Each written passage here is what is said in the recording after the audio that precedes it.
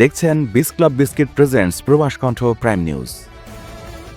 পরিবারের সচ্ছলতা ফেরাতে মালয়েশিয়া গিয়ে কফিনবন্দি হয়ে ফিরলেন টাঙ্গাইলের সখীপুরের যুবক জাকির হোসেন।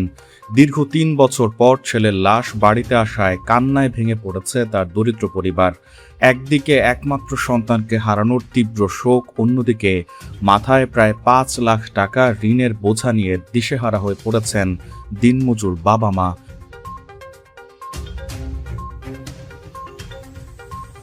টাঙ্গাইলের সখীপুর উপজেলার গজারিয়া দক্ষিণপাড়া এলাকার মোহাম্মদ মোজাম্মেল ও জরিনা বেগমের একমাত্র ছেলে জাকির হোসেন জীবিকার তাগিদে ৩ বছর আগে পাড়ি জমিয়েছিলেন মালয়েশিয়ায়।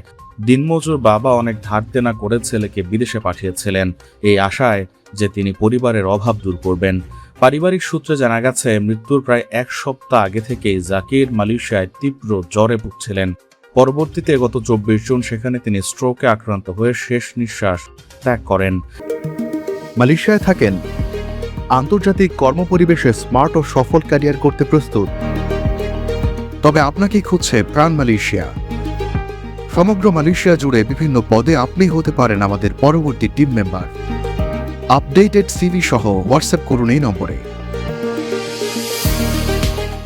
দীর্ঘ আইনি প্রক্রিয়া ও নানা আনুষ্ঠানিকতা শেষে গত সোমবার রাতে তার মরদেহ দেশে এসে পৌঁছায়।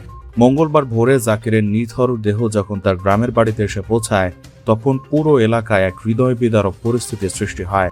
একমাত্র ছেলের কফিন জড়িয়ে বৃদ্ধ বাবার আর্তনাদ ও মা ও একমাত্র বোনের বোবা কান্না উপস্থিত সকলকেই অশ্রুসিক্ত করে তোলে। দুর্ভাগ্যজনক বিষয় হলো, মালয়েশিয়ায় কম বেতনের চাকরি করায় বাবার নেয়া ঋণের পুরো টাকা জাকির পরিশোধ করতে পারেননি। বর্তমানে তার পরিবারের ওপর এখনো প্রায় ৪,৯৮,০০০ টাকার ঋণের বোঝা রয়ে গেছে। একদিকে ছেলেকে হারানো শূন্যতা, অন্যদিকে পাওনাদারদের তাগাদায় দিশেহারা হয়ে পড়েছে পরিবারটি। প্রবাস কণ্ঠ নিউজ ডেস্ক।